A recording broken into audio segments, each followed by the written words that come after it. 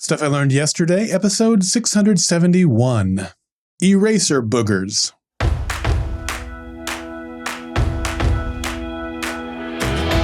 Welcome to Stuff I Learned Yesterday. My name is Daryl Darnell. In the U.S., the average consumer spent approximately $641 on gifts for family, friends, and coworkers in 2024. And I believe that if you aren't learning, you aren't living. Eraser boogers. I don't know what you call them, but I call them eraser boogers. It's those little shavings that come off of your eraser when you're erasing. It's the little remnants left behind by taking care of mistakes. Now, I'm a pencil guy. I don't know if it's the tactile feel of the lead scratching across paper versus the smooth glide of pen ink, but I much prefer pencil. Wooden pencils are my favorite, but I go through those much too quickly, so I've moved to using mechanical pencils. But I have always preferred the pencil over the pen. I've even said that I think the pencil might be the greatest invention man has ever created. When I was a store manager in Wichita Falls, my book department head was Jason.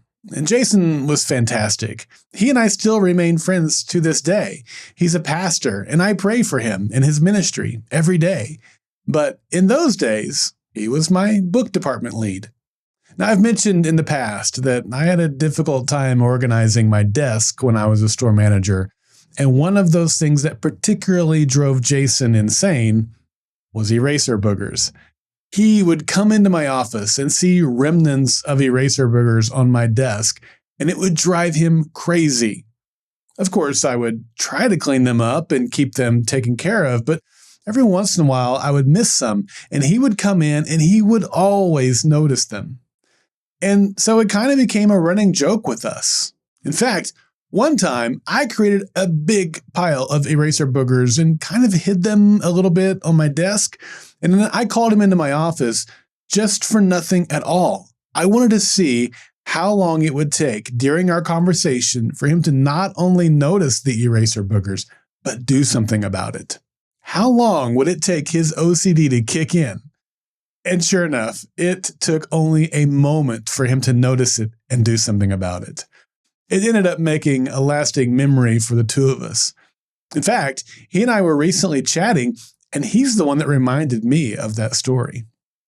Jason had a philosophy that the perfect gift was something that represented both the giver and the receiver. That is, something that spoke to the relationship that the two of them shared, or something that they both enjoyed, a memory that they had, or something like that.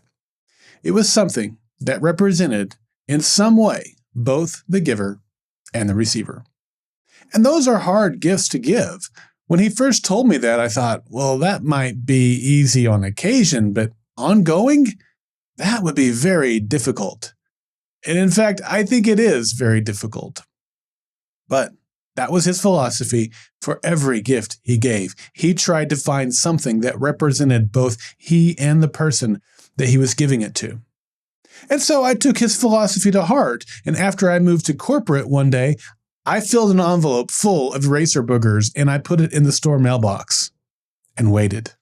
And sure enough, a few days later, he called me laughing hysterically at the thoughtful gift that I had given him of eraser boogers and how it represented the two of us. Honestly, I think it's a great philosophy, and I've kept it in mind since he first shared it with me. Like many, I struggle at times to come up with the perfect gift. I try to listen to my wife throughout the year when she mentions some things that she might like, and I pay attention to the things that she's interested in so that I don't have to ask her what she wants for her birthday or Christmas.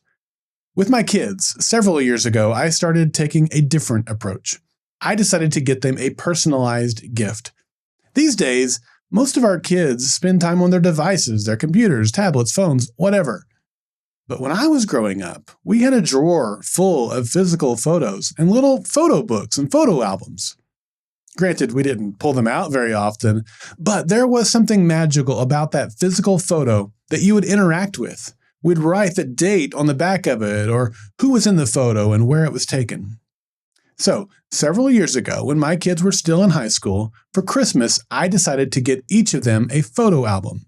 And I also physically printed out photos that we had taken throughout the year as we had done various things and gone to various places. And I was pleasantly surprised when each of them absolutely loved it. In fact, each of them has continued to add to it by printing off their own photos and making their own albums. They each love the gifts so much that it started a trend where I started getting them personalized gifts every year. It also made me feel like I had to do something better the next year to kind of one-up myself. And so I did. One year I got them each socks with my face on it, and it said #1 Dad. And they loved it. The next year I got them pajamas that had my face on them. The next year I got them puzzle blocks that had photos on each side of different things that we had done and places we had gone. But as time went on, it got harder to figure out what my personalized gift was going to be. One year, I got them customized Legos of themselves and gave them the option to keep it or trade it with each other so that they'd have a personalized Lego set of their sibling. In case you're wondering, they chose to keep it for themselves. But after that, I was kind of out of ideas. I wasn't sure what to do. I searched the internet for inspiration, but I didn't really find anything that I felt was good. Now, by this time, they're adults. My son had already moved off to college.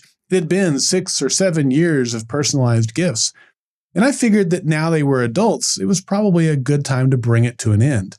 And so I told them that I had decided that they would not be getting personalized gifts from me that year. I told them that their mom and I were still going to get them stuff and that they would like that stuff, but not the personalized gift. I told them that I was simply out of ideas. They would not have it. They insisted that I get them a personalized gift and keep the tradition going. Here's what I learned. I had really underestimated how significant these silly gifts were that I've been getting from my kids.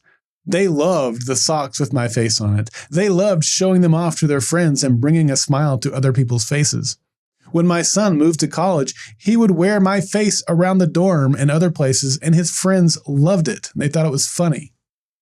And so, it made a bigger impact with them than I realized. And I was reminded of Jason and his philosophy. The best gifts are the ones that represent, in some way, something of the giver and something of the receiver.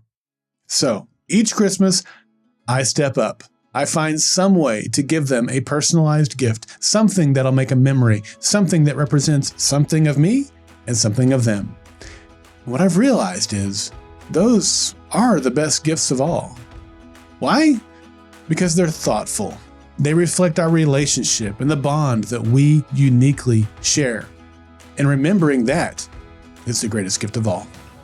I'm Daryl Darnell, and this has been Stuff I Learned Yesterday.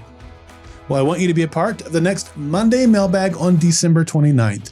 Monday Mailbag is your opportunity to share what you've learned so that other listeners and I can learn from you. It can be a message as short as 30 seconds, or it can be several minutes long. It really doesn't matter, just as long as it's something that will benefit others. You can send in questions or responses to my silly episodes, and I'll respond to them via Monday Mailbag episodes. You can participate in Monday Mailbags by visiting the Golden Spiral Media listener feedback page at goldenspiralmedia.com/feedback, or send me an email at feedback@goldenspiralmedia.com.